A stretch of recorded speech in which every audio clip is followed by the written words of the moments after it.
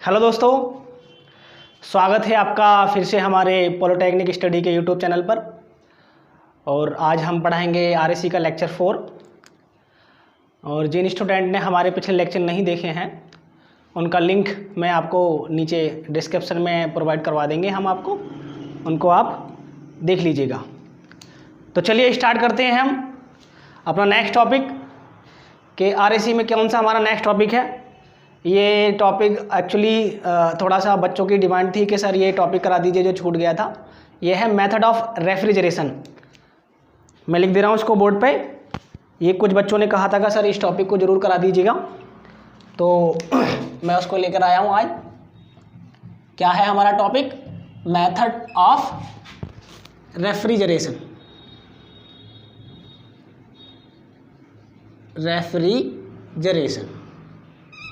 Method of refrigeration के मतलब कौन कौन से हमारे मेथड है जिनके थ्रू हम रेफ्रिजरेशन प्रोड्यूस कर सकते हैं। ठीक है, आज हम उनके बारे में डिस्कस करेंगे।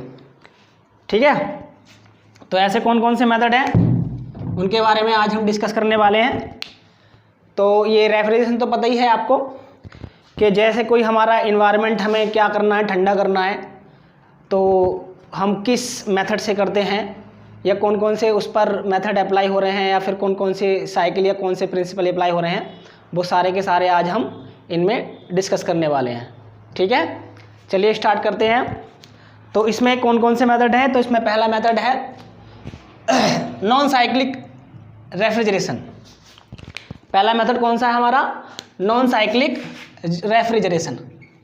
कौन सा? Non cyclic refrigeration. क्या है ये मेथड ऑफ रेफ्रिजरेशन में? पहला कौन सा है हमारा? Non cyclic refrigeration. दूसरा क्या है हमारा? दूसरा है साइक्लिक रेफ्रिजरेशन। दूसरा क्या है मेथड हमारा? Cyclic refrigeration. तीसरा कौन सा मेथड है कि जिनके थ्रू हम रेफ्रिजरेशन प्रोड्यूस कर सकते हैं? तीसरा मेथड कौन सा है हमारा? Thermo electric refrigeration. तीसरा मेथड है हमारा thermo electric refrigeration. Thermo electric refrigeration. और फोर्थ वन है हमारा मैग्नेटिक रेफ्रिजरेशन। Magnetic refrigeration. इनके बारे में अब हम थोड़ा सा समझेंगे क्या है ये, कैसे कैसे हैं, किस प्रिंसिपल पे काम करते हैं।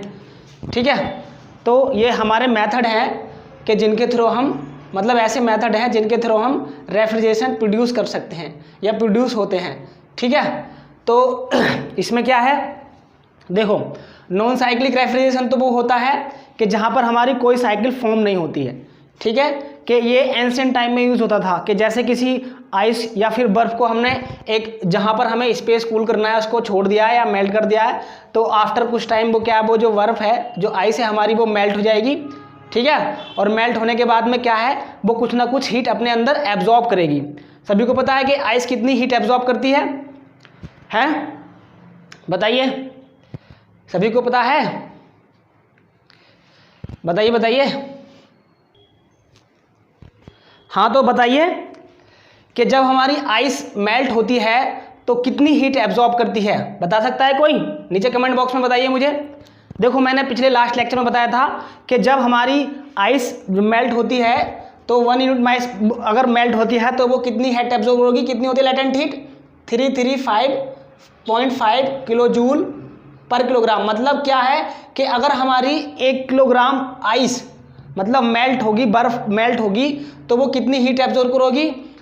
335.5 किलो जूल हीट वो अपने अंदर एब्जॉर्ब करेगी। और जो हमारा एनवायरनमेंट है वो क्या हो जाएगा? कूल हो जाएगा, ठंडा हो जाएगा। समझ में आ रहा है कि जब हमारा आइस जो है मेल्ट होगी तो वो क्या कहलाएगी? मतलब जब मेल्ट होगी तो वो कुछ ना कुछ हीट एब्जॉर्ब करेगी, और जब वो एब्जॉर्ब करेगी तो क्या होगा? हमारा एनवायरनमेंट, जो हमें स्पेस ठंडा करना है, वो ठंडा हो जाएगा।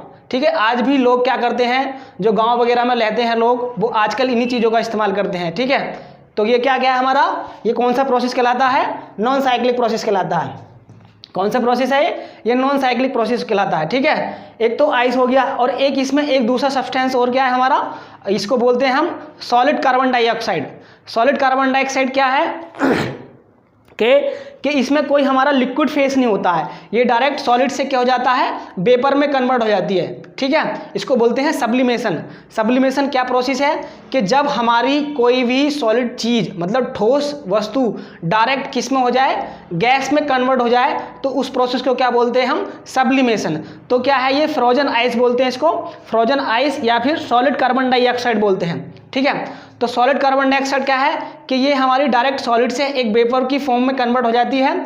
तो क्या कहलाता है कि जो हमारा स्पेस ठंडा करना होता है वो हमारा स्पेस ठंडा हो जाता है। वो कितने टेम्परेचर होता है, तो वो टेम्परेचर होता है -78.5 डिग्री सेल्सियस।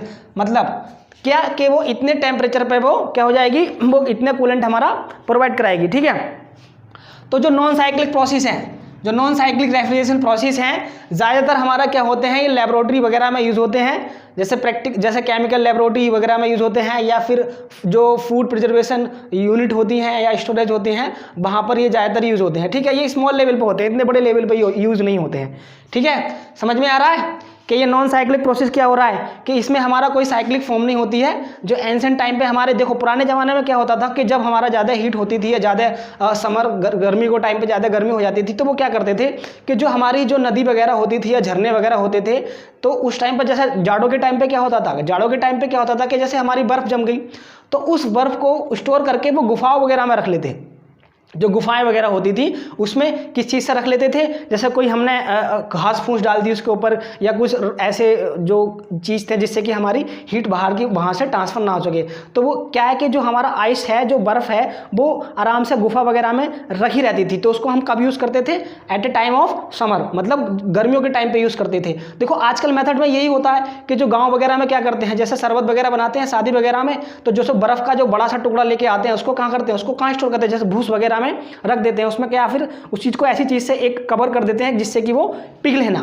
तो ठीक है, वही मेथड हमारा यूज़ होता था। ठीक है, कूलेंट में, और वो आज भी जैसे कहीं कहीं पर छोटे लेवल पे यूज़ हो रहा है। तो वो कौन सा कहला जाता है हमारा, नॉन साइक्लिक रेफ्रिजरेशन प्रोसेस कहलाता है हमारा। ठीक है, इसको क्या कहाँ किसके अंदर लेंगे हम, किसके अंतर्गत ले सकते हैं, नॉन साइक्लिक रेफ्रिजरेशन प्रोसेस। ठीक है, समझ में आ रहा है कि नहीं आ रहा है, आ रहा है समझ में। ठीक है, बता दीजिएगा मुझे, अगर कुछ भी नहीं समझ में आ रहा है तो नीचे कमेंट बॉक्स में बता दीजिएगा। ठीक है, और जुड़े रहिए, हमारे ज़्यादा से ज़्यादा शेयर करने की कोशिश कीजिए। और जितने भी हैं ये मैकेनिकल के 4th सेमेस्टर का सब्जेक्ट है RAC, refrigeration and air condition, मैं पिछले 3 लेक्चर ले चुका हूँ उसका, नीचे उसका लिंक आपको मैं प्रोवाइड करा दूँगा नीचे डिस्क्रिप्शन में। ठीक है, जिन लोगों ने नहीं देखा है वो उनको देख लीजिएगा। ठीक है, तो हमारा नेक्स्ट टॉपिक क्या है, साइक्लिक प्रोसेस है। नेक्स्ट टॉपिक क्या है हमारा, साइक्लिक प्रोसेस। नेक्स्ट टॉपिक है हमारा साइक्लिक प्रोसेस है। देखो साइक्लिक प्रोसेस तो हम आजकल पढ़ ही रहे हैं, पिछली बार पढ़ाया था कि जो साइक्लिक प्रोसेस होते हैं उसमें एक जो रेफ्रिजरेशन प्रोड्यूस होता है एक साइकिल के फॉर्म में प्रोड्यूस होता है कि पहले हमारी क्या है, रेफ्रिजरेंट कहाँ जाता है, कंप्रेसर में, कंप्रेसर के बाद वो क्या होता है, कंप्रेस होकर कहाँ जाता है, कंप्रेसर के बाद वो बताइए, कंप्रेसर के बाद वो कहाँ जाता है बताओ, रिसीवर में चला जाता है। रिसीवर में जाने के बाद वो फिर एक्सपेंडर में चला जाता है या एक्सपेंशन बाल्व में चला जाता है। एक्सपेंशन बाल्व के बाद वो फिर कहाँ जाता है, इवेपोरेटर में। इवेपोरेटर के बाद वो फिर कहाँ जाता है बताओ बताइए। इवेपोरेटर के बाद वो कहाँ चला जाता है, फिर से हमारा कंप्रेसर में आ जाता है। मतलब एक साइकिल फॉर्म हो रही होती है उसमें। तो क्या है कि उसमें जो रेफ्रिजरेशन प्रोड्यूस हो रहा है हमारा, उसमें एक साइक्लिक के फॉर्म में प्रोड्यूस हो रहा है। ठीक है, तो क्या करेंगे हम उन प्रोसेस को, या जो मेथड है हमारा, वो कौन सा मेथड है हमारा, क्या कहलाएगा, जो मेथड है वो साइक्लिक रेफ्रिजरेशन मेथड कहलाएगा। कि मतलब कि जिन रेफ्रिजरेशन मेथड में एक साइक्लिक फॉर्म हो रही होती है कि 1 step to second step, second से थर्ड, थर्ड से फोर्थ, मतलब एक साइकिल फॉर्म हो रही है, तो उस मेथड को क्या बोलते हैं हम, साइक्लिक रेफ्रिजरेशन बोलते हैं। क्या बोलते हैं हम, साइक्लिक रेफ्रिजरेशन बोलते हैं। ठीक है, अब इसके भी कितने टाइप होते हैं, देखो साइक्लिक रेफ्रिजरेशन को भी हम फर्दर डिफाइन कर सकते हैं। तो वो कौन कौन से हैं एक है इसमें वेपर साइकिल। ठीक है, इसमें साइक्लिक में भी कौन कौन से हैं हमारे, साइक्लिक में है एक वेपर साइकिल है। ठीक है, कौन सा साइकिल है हमारा, वेपर साइकिल। दूसरा कौन सा है हमारा, गैस साइकिल, गैस साइकिल। मतलब कि वेपर साइकिल क्या है, मतलब समझ में आ रहा है कि जिन साइकिल में हम vapour as a refrigerant use कर रहे होते हैं तो उन साइकिल को क्या बोलते हैं, वेपर साइक्लिक रेफ्रिजरेशन प्रोसेस बोलते हैं। ठीक है, वेपर साइक्लिक रेफ्रिजरेशन प्रोसेस बोलते हैं। और जिन साइकिल में गैस हमारी यूज हो रही है एज ए रेफ्रिजरेंट तो उनको क्या बोलते हैं हम, गैस साइक्लिक रेफ्रिजरेंट या गैस साइकिल रेफ्रिजरेंट। अब इसमें भी देखो ये जो वेपर साइक्लिक रेफ्रिजरेंट है दिख रहा है, इसमें जो वेपर साइक्लिक रेफ्रिजरेंट है इसमें भी हमारे दो टाइप हैं। एक है हमारा वेपर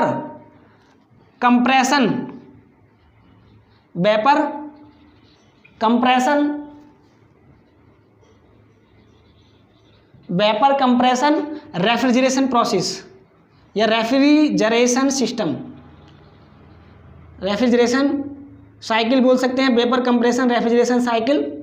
और दूसरा क्या है हमारा, दूसरे में क्या है वेपर एब्जॉर्प्शन, क्या है दूसरे में, वेपर एब्जॉर्प्शन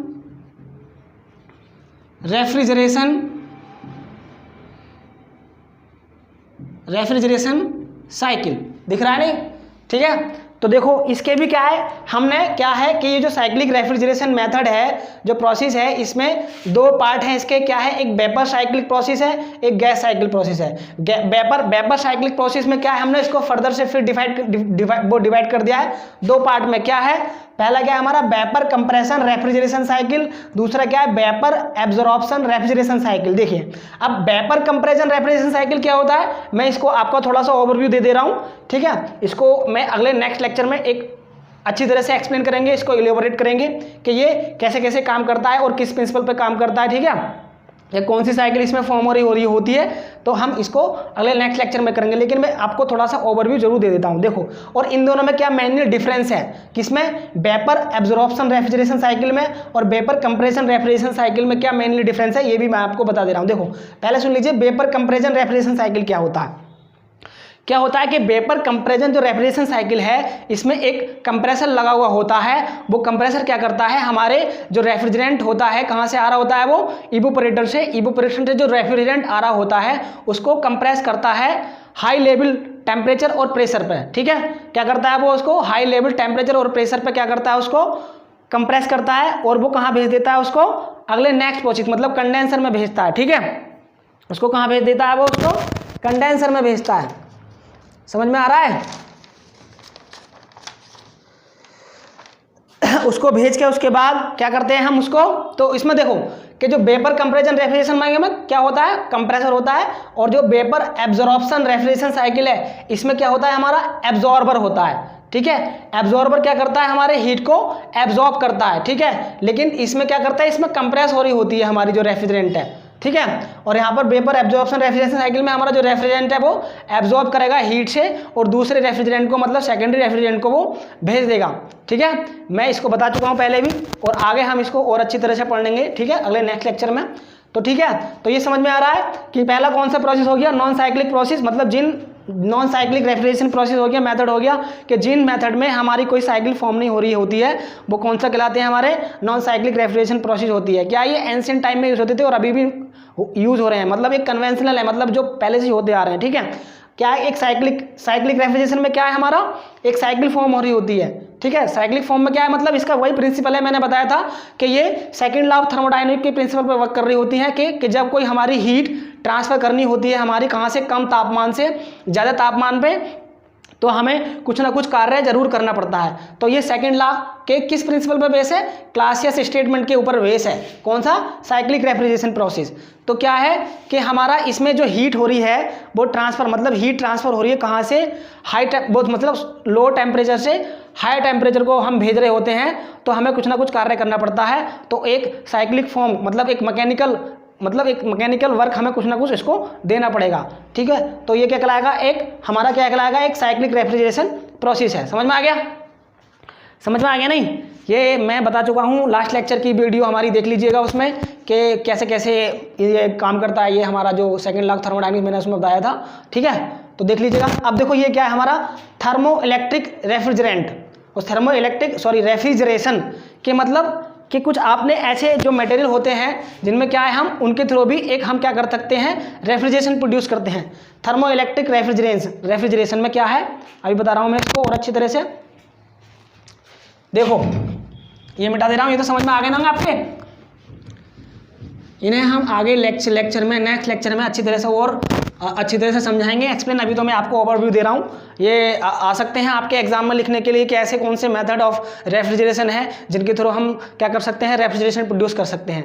तो मेनली 4 मेथड है, इन्हें मैं बता दे रहा हूँ आपको और अपनी लैंग्वेज में लिखने की कोशिश कीजिए, ठीक है, क्योंकि इतना हमारे पास टाइम नहीं है कि मैं आपको ये चीज़ें लिखवा सकूँ, ठीक है। अगर समझ में आ जाता है तो आप अपनी लैंग्वेज में इसको कन्वर्ट करके लिख सकते हैं, ठीक है। चलिए अब क्या है हमारा थर्ड मेथड कौन सा है हमारा, पहला हो गया, ठीक है, पहला मेथड हो चुका है हमारा और सेकंड भी हो गया है, ये मैंने समझा दिया इसको। और अब मैं आपको पढ़ा रहा हूँ क्या, thermo electric refrigeration. Thermo electric refrigeration ये क्या है, थर्मो इलेक्ट्रिक रेफ्रिजरेशन क्या है हमारा, थर्मो इलेक्ट्रिक रेफ्रिजरेशन है कि यहाँ पर हमारे एक प्रिंसिपल पढ़ा होगा आपने फिजिक्स में, एक होता है सीबेक इफेक्ट और एक होता है पेल्टियर इफेक्ट। मतलब समझ में आ रहा है, तो ये किस प्रिंसिपल पे काम करता है, ठीक है। ये क्या है, ये हमारे क्या है नॉन कन्वेंशनल है, मतलब इसमें नॉन कन्वेंशनल रेफ्रिजरेशन प्रोसेस है, मेथड है जिनके ऊपर क्या कर सकते हैं हम बिना किसी मैकेनिकल के जो लॉस के, ज़्यादा हीट लॉस के क्या होता है। देखो क्या होता है, ये जितने भी हमारा साइक्लिक रेफ्रिजरेशन मेथड है, ये प्रोसेस है, इनमें क्या है हमारी लॉट ऑफ हीट वेस्ट जा रही होती है, ठीक है, क्योंकि कंप्रेसर को हमें ज़्यादा वर्क देना पड़ रहा होता है और कुछ हमारी हीट रिजेक्ट हो रही होती है। तो इनको क्या कर रहे हैं, इनको रिमूव करने के लिए। और एक चीज़ और, इसमें जो रेफ्रिजरेंट यूज होते हैं वो क्या होते हैं हमारे इन्वायरमेंट के लिए भी हार्मफुल होते हैं, ठीक है। जैसे क्लोरोफ्लोरोकार्बन है, क्या होता था कि उससे ग्लोबल वार्मिंग हो रही थी, तो क्या हो जाए ओजोन लेयर डिप्लीशन हो रहा था, कि क्या हो रहा था कि हमारी ओजोन लेयर जो है हमारी उसकी जो लेयर है वो कम हो रही थी। तो क्या करा है कि गवर्नमेंट ने उसको बैन कर दिया है क्लोरोफ्लोरोकार्बन को, और उसकी जगह और एक दूसरे नए रेफ्रिजरेंट आ गए हैं जो मतलब क्या है वो हमारे इन्वायरमेंट के अनुकूल हैं, उनसे उस पर बहुत कम इफेक्ट पड़ता है, ठीक है। तो क्या है थर्मो इलेक्ट्रिक रेफ्रिजरेंट, क्या है हमारा नेक्स्ट क्या है थर्मो इलेक्ट्रिक रेफ्रिजरेशन। अब इसमें हमारे 2 प्रिंसिपल हैं, अब देख लीजिए कौन कौन से प्रिंसिपल हैं। एक था हमारा सीबेक इफेक्ट, ये समझ लीजिए, ये सीबेक इफेक्ट होता क्या है मैं बता रहा हूँ आपको। ये किस प्रिंसिपल पर काम करता है, सीबेक इफेक्ट, ये पढ़ रखा होगा आपने, सीबेक इफेक्ट फिजिक्स वगैरह में पढ़ रखा होगा। एक है हमारा क्या पेल्टियर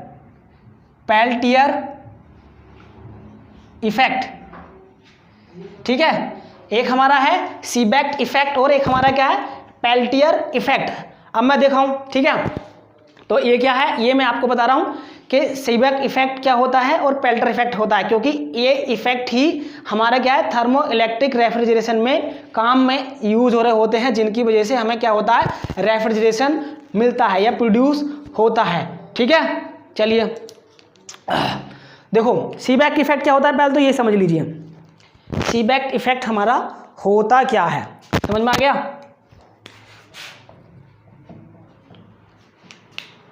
सीबेक इफेक्ट हमारा होता क्या है पहले ये समझ लीजिए, ठीक है। देखो सीबेक इफेक्ट में क्या है, मैं यहां पर बता दे रहा हूं डायग्राम, कि जैसे ही हमारा क्या है ये हमारी एक मेटल है, ठीक है, ये अब इसको मैंने क्या कर दिया एक दूसरी मेटल के साथ जोड़ रखा है, ये कोई वायर है किसी मेटल वायर का है जिसको ए बोल दिया हमने इसको, और मैंने क्या करा ये एक दूसरी जो वो है मेटल है, मेटल बी बोल सकते हैं हम इसको यहाँ से जोड़ दिया, ठीक है। मैं सीबेक इफेक्ट बनाने की कोशिश कर रहा हूँ, तो ये हमारा क्या है, एक हमारा क्या है यहाँ पर ये हॉट जंक्शन है, क्या है हमारा हॉट जंक्शन है, और ये हमारा कोल्ड जंक्शन है, ये क्या है हमारा क्या है कोल्ड जंक्शन है, ठीक है। समझ में आ रहा है समझ में आ रहा है नहीं आ रहा है ये बताइए। देखो क्या है, इसको मैंने ये किसी ए मेटल का एक वायर है, ठीक है, और ये हमारा किसी बी मेटल का ये वाला वायर है, तो क्या कर रखा है मैंने इसको और एक हमारा देखो अभी बता रहा हूँ क्या किया है। जो सीबेक इफेक्ट क्या होता है कि ये हमारी दो मेटल हैं, ठीक है, एक मेटल ए है, एक मेटल हमारी बी है।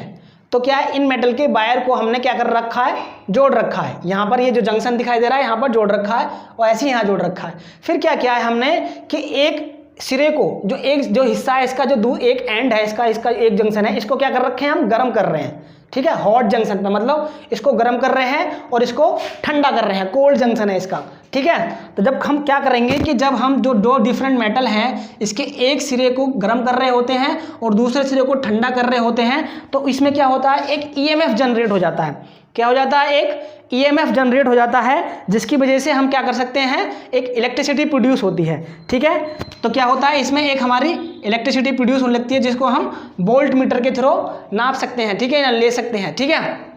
तो क्या है, ये वोल्ट मीटर लगा हुआ है, तो क्या एक वोल्ट मतलब ईएमएफ जनरेट हो जाता है। तो ये कौन सा इफेक्ट है हमारा, सीबेक इफेक्ट है। क्या है हमारा, ये सीबेक इफेक्ट है। और डेल्टा वी इक्वल टू कितना हो जाता है हमारा, यहाँ पर डेल्टा वी इक्वल टू हो जाता है अल्फा ए बी और इंटू डेल्टा टी, मतलब कितना वोल्टेज हमारा जनरेट हो जाएगा यहाँ पर, वो इससे निकल जाएंगे, ठीक है। क्या है ये, delta V equal to alpha A and B और डेल्टा टी क्या है, ये टेम्परेचर डिफरेंस है बिटवीन द जंक्शन ए और बी, मतलब ये जंक्शन है हमारे, ठीक है, समझ में आ रहा है। तो और ये क्या है, अल्फा ए बी क्या है, these are the Seebeck coefficient for material A and B, ठीक है, ये समझ में आ रहा है। तो ये क्या है हमारा ये कोफिशिएंट है किसके लिए, ए के लिए और बी के लिए। तो समझ में आ रहा है कि कितना हमारा वोल्टेज, मतलब क्या है कि जब हमारे दो डिफरेंट मेटल किसी हॉट जंक्शन पे, या मतलब एक सिरे को हम ठंडा कर रहे होते हैं या फिर एक सिरे को हम गर्म कर रहे होते हैं, मतलब क्या है कि दो मेटल हमने, मतलब दो मेटल के जो वायर हैं उसको जोड़ लिया है, तो उसके एक हिस्से को, जो एक सिरा है उसको क्या कर रहे हैं हम, गर्म कर रहे हैं और दूसरे सिरे को क्या कर रहे हैं, ठंडा कर रहे हैं। तो जब हम एक सिरे पर ठंडा कर रहे हैं और एक सिरे पर वो गर्म कर रहे हैं, तो क्या हो जाएगा, इसमें एक ईएमएफ जनरेट हो जाएगा, ठीक है। तब ईएमएफ जनरेट हो जाएगा तो इलेक्ट्रिसिटी जनरेट होती है, ठीक है, इलेक्ट्रिसिटी जनरेट हो रही होती है। और यही प्रिंसिपल हमारा किस पे काम कर रहा होता है ये क्या कर रखा होता है, ये जिससे क्या ईएमएफ जनरेट हो जाएगा और इससे क्या इलेक्ट्रिसिटी जनरेट हो रही है, ठीक है। तो यही प्रिंसिपल हमारा काम कर रहा होता है कहाँ पर, जो सेमीकंडक्टर मटेरियल होते हैं, क्या, जिसके वजह से हम क्या कर रहे होते हैं कि इलेक्ट्रिसिटी जनरेट कर रहे हैं किसके, सोलर पावर पैनल से, ठीक है। उसमें भी दो हमारे सेमीकंडक्टर मेटल होती हैं, तो उसमें कोटान और जो कोटार होते हैं और इलेक्ट्रॉन होते हैं मूव कर रहे होते हैं, जिसकी वजह से एक ईएमएफ जनरेट होता है, ठीक है। तो जिससे क्या इलेक्ट्रिसिटी प्रोड्यूस होती है। तो ये क्या है हमारा, सीबेक इफेक्ट है। तो ये कौन सा इफेक्ट है हमारा, ये सीबेक इफेक्ट है, समझ में आ गया। ये हमारा कौन सा है, सीबेक इफेक्ट है। तो इसी का प्रिंसिपल का मैं इसलिए सीबेक इफेक्ट को ये बताने के लिए कोशिश कर रहा हूँ, क्योंकि सीबेक इफेक्ट रिलेट करता है किससे, पेल्टियर इफेक्ट से, और पेल्टियर इफेक्ट रिलेट करता है किससे, हमारा थर्मो इलेक्ट्रिक रेफ्रिजरेशन से, ठीक है। तो मैं पहले सीबेक इफेक्ट बता रहा हूँ, फिर क्या कर रहा हूँ, पेल्टियर इफेक्ट बता रहा हूँ। देखो अब क्या है, अब जो पेल्टियर इफेक्ट है, जो हमारा पेल्टियर इफेक्ट है वो सीबेक इफेक्ट का क्या है, रिवर्स है, ठीक है। क्या है वो, रिवर्स है, मतलब इसका उल्टा है, ठीक है। इसमें उल्टे में क्या है, देखियो ये इसमें क्या है, देखो इसमें क्या है कि हमारा क्या है, देखो सीबेक इफेक्ट क्या शो कर रहा है। मैं मिटा दूं इसको कहाँ बनाने हुए, इसको देखो, इसको मिटा दे रहा हूँ, इसको मैं मिटा दे रहा हूँ। देखो ये कौन सा है हमारा, ये है हमारा सीबेक इफेक्ट।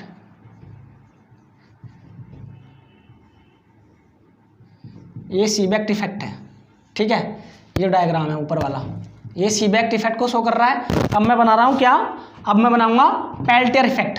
तो पेल्टियर इफेक्ट का भी डायग्राम सेम है, लेकिन उसका समझने का क्या है, अलग अलग तरीका। देखो ये क्या है, उल्टा होता है, किसका उल्टा होता है, किसका उल्टा होता है बताइए, सीबेक इफेक्ट का उल्टा होता है।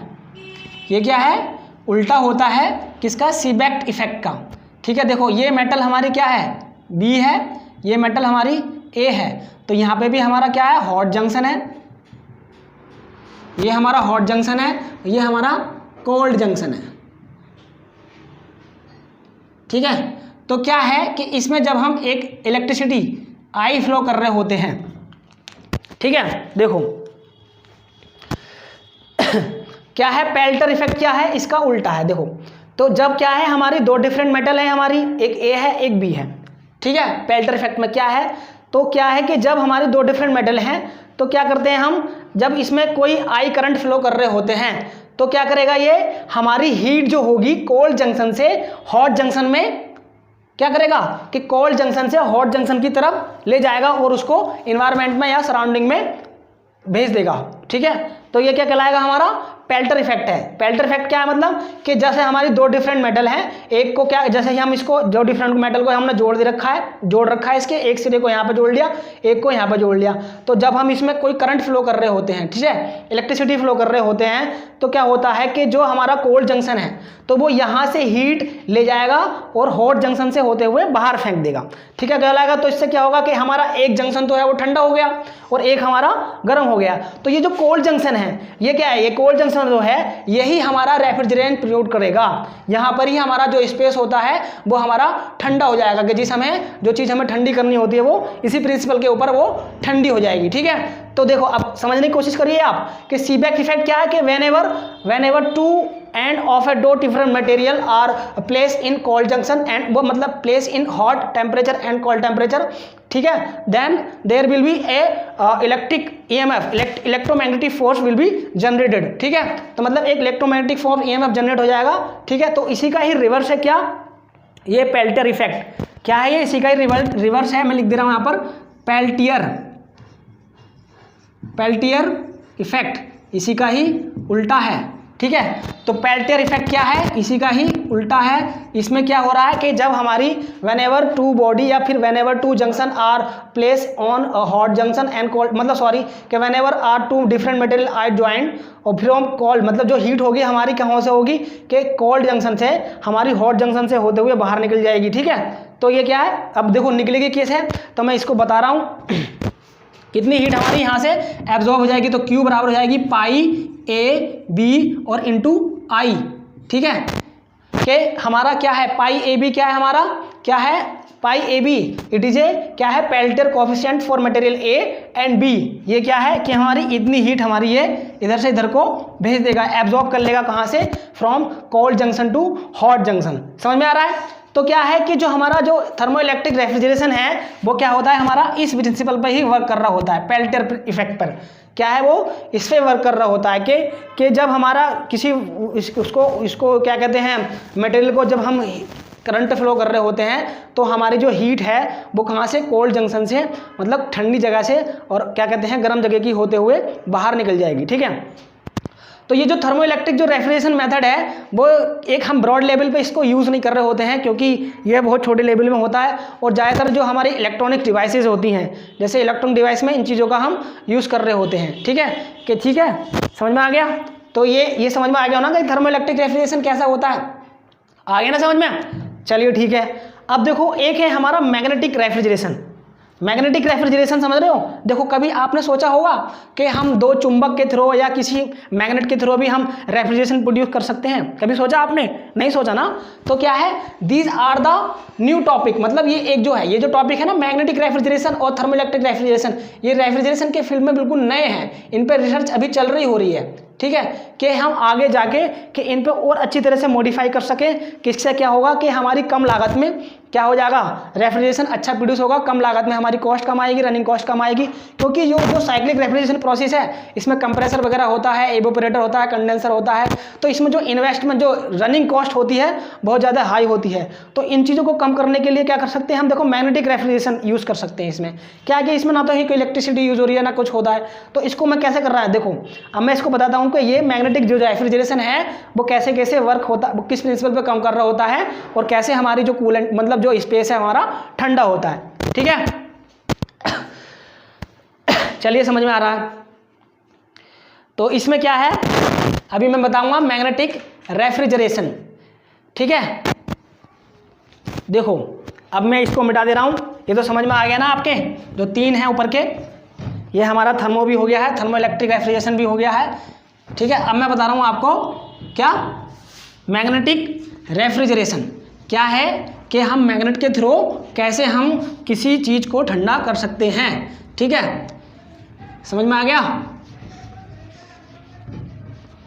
ठीक है, कोई चीज़ टॉपिक या कोई भी चीज़ ऐसी समझ में नहीं आए तो मुझे बता दीजिए, मैं नेक्स्ट लेक्चर में या फिर नेक्स्ट वीडियो में इसको कवर कर लूँगा। देखो मैग्नेटिक रेफ्रिजरेशन में क्या होता है, एक होता है magneto caloric effect, magneto calorie effect, magneto calorie effect बोलते हैं इसको। इसमें क्या काम कर रहा होता है, ये किस पे काम कर रहा है, एक मैग्नेटो कैलोरिक इफेक्ट, ये इस प्रिंसिपल पे काम कर रहा होता है, क्योंकि मैग्नेट की क्या होती है, एक प्रॉपर्टी होती है, क्या कहती है, एक प्रॉपर्टी होती है। देखो सुन लीजिएगा, मैं डायग्राम के थ्रू बनाने की कोशिश करूंगा, समझाने की कोशिश करूंगा, ठीक है। देखो क्या है, ये हमारी कोई मैग्नेट है, क्या है, हमारी एक मैग्नेट है, ठीक है,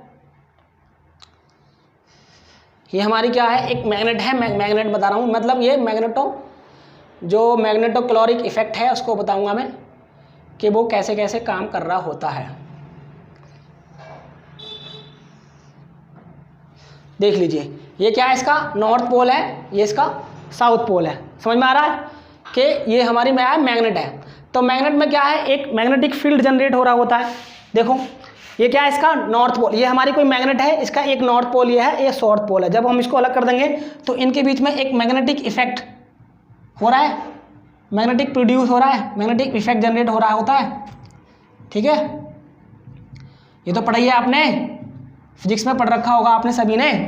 मैग्नेटिक क्या है, एक प्रॉपर्टी होती है, ठीक है। तो देखो क्या है कि एक ये क्या, एक मैग्नेटिक इफेक्ट है, मतलब मैग्नेटिक फील्ड है, ये क्या है हमारा मैग्नेटिक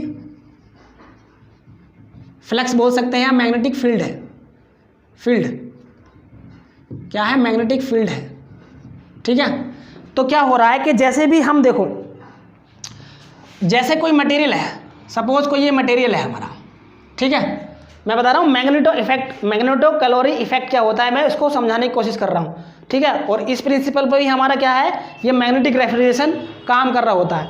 तो क्या है, देखो कि व्हेनेवर ए मटेरियल, जो कोई ये कोई हमारा मेटल है, ठीक है, इस मेटल को जब हम देखो, अब इस मेटल क्या है, इसकी कुछ ना कुछ लेटेंट हीट होगी। देखो इस मेटल क्या है कि इस मेटल के जो मॉलिक्यूल्स होंगे वो डिसऑर्गेनाइज तरीके से होंगे, ठीक है, मतलब बिखरे पड़े होंगे, कोई अलाइनमेंट नहीं होने का, ठीक है। इसके जो मेटल है, ठीक है, ये जो मेटल है, इसके जो मॉलिक्यूल, जो पार्टिकल हैं वो क्या है, देखो कोई भी मेटल है उसके पार्टिकल होते हैं, उस पार्टिकल के क्या है, जो पार्टिकल है वो डिफरेंट फॉर्म, मतलब इधर उधर बिगड़े पड़े हैं, बिखरे पड़े हैं, डिसऑर्गेनाइज फॉर्म में हैं। तो इसकी क्या है, कुछ ना कुछ लेटेंट हीट होगी, ठीक है, होती है गुप्त ऊष्मा। तो जब लेटेंट हीट होती है तो क्या है कि जब मैं इसको यहाँ डालूंगा, यहाँ इनके बीच में लेके जाऊंगा, क्या ले जाऊंगा, एक मैग्नेटिक फील्ड के बीच में लेके चला जाऊंगा। यहाँ पर सपोज दैट मैं यहाँ ले आया हूँ इसको, क्या ले आया हूँ इसको, मैं यहाँ पर इसको ले आया हूँ, समझ में आ गया कि इस मेटल को मैंने एक मैग्नेटिक फील्ड के बीच में रख दिया है। तो इसके जो पार्टिकल हैं वो एक अलाइन फॉर्म में जाएंगे, मतलब एक लाइन बाय लाइन, समझ में रहे हो, ठीक है। इसके जो पार्टिकल हैं एक अलाइन फॉर्म में आ जाते हैं, मतलब एक स्ट्रेट फॉर्म में जाते हैं, जो पार्टिकल हैं वो सीधे तरह से खड़े जाते हैं। क्यों, क्योंकि हमारा एक मैग्नेटिक फील्ड है, मैग्नेटिक फील्ड से क्या होंगे, जो पार्टिकल हैं उसके एक अलाइन फॉर्म कर लेंगे, मतलब क्या है, वो एक ऑर्गेनाइज तरीके में आ जाते हैं, एक ऑर्गेनाइज फॉर्म में आ जाते हैं, ठीक है, मटेरियल में। तो जब वो क्या है, जब उसके जो मेटल के जो पार्टिकल हैं डिस्कोनाइज फॉर्म से एक ऑर्गेनाइज फॉर्म में आते हैं, तो वो यहाँ से क्या करते हैं, हीट रिजेक्ट करते हैं। क्या करते हैं, ये हमारी हीट को बाहर भेजते हैं, हीट रिजेक्ट करते हैं, ठीक है। कि कोई भी मटेरियल हमारा है, कोई मटेरियल है, ठीक है, उस मेटल को हम एक मैग्नेटिक फील्ड में लेके जाते हैं, तो उसके जो पार्टिकल हैं पहले कैसे होते हैं, डिसऑर्गेनाइज फॉर्म में होते हैं, डिसऑर्गेनाइज्ड फॉर्म में होते हैं, मतलब बिखरे पड़े होते हैं। और क्या है कि जैसे ही हम इसको मैग्नेटिक फील्ड में लेके आते होते हैं, तो क्या होगा कि जो इसके पार्टिकल हैं वो एक अलाइन फॉर्म में आ जाएंगे, ठीक है, मतलब एक सही तरीके से फॉर्म में आ जाते हैं। क्यों, क्योंकि एक मैग्नेटिक, क्योंकि वो खिंचाव होगा, वो बिखर जाएंगे, मतलब एक अलाइन फॉर्म में आ जाएंगे। और जैसे ही अलाइन फॉर्म में आएंगे तो वो कुछ ना कुछ हीट हमारी बाहर को रिजेक्ट करेंगे, ठीक है। जो मेटल है हमारा, ये हमारी हीट को बाहर को रिजेक्ट करेगा। तो वो हीट जो जब रिजेक्ट करेगा तो क्या करेंगे, अब जैसे ही हमने इसको फॉर्म में रख दिया, ठीक है, तो क्या करेंगे हम इसको, फिर हमने इसको निकाल लेते हैं। क्या करते हैं हम, यहाँ से हमने इसको निकाल लेंगे। तो जो मेटल होगा पहला हमारा, ये जो मेटल है, अगर इसका टेम्परेचर क्या है, T1 है, और इसका टेम्परेचर निकालने के बाद कितना है, T2, तो मतलब कि पहले जो टेम्परेचर T1 था, तो जो T2 टेम्परेचर होगा वो लेस देन T1 होगा, समझ में आ गया। लेस देन T1 होगा। मतलब कहने का मतलब ये है कि हमारा जो मेटल है या जो भी कोई हमारी चीज़ है मेटल है वो क्या होगा कि पहले की तुलना में यहाँ पर वो क्या होगा, ठंडा होगा। ठीक है, ठंडा होगा। क्यों होगा ठंडा? क्योंकि वो हमने एक मैग्नेट की फील्ड में से गुजारने के बाद उसकी क्या जो लेटेंट हीट है वो बाहर निकल चुकी है। वो कुछ ना कुछ हीट हमारी रिजेक्ट करेगा। कब करेगा? कि जब उसके पार्टिकल जो है एक एलाइन फॉर्म में हो जाएंगे। ठीक है, तो ये जो मेथड है हमारा क्या है, ये मैग्नेटिक रेफ्रिजरेशन। और यही जो प्रिंसिपल है, इसी प्रिंसिपल को हम मैग्नेटिक रेफ्रिजरेशन मेथड में यूज कर रहे होते हैं। समझ में आ गया? समझ में आ गया नहीं? चलिए ठीक है, समझ में आ गया। और जिन लोगों को नहीं समझ में आ गया मुझे बता दीजिएगा, मैं और बता दूंगा आपको। ठीक है, तो ये क्या है, मेथड ऑफ रेफ्रिजरेशन है। समझ में आ गया? चलिए, थैंक यू।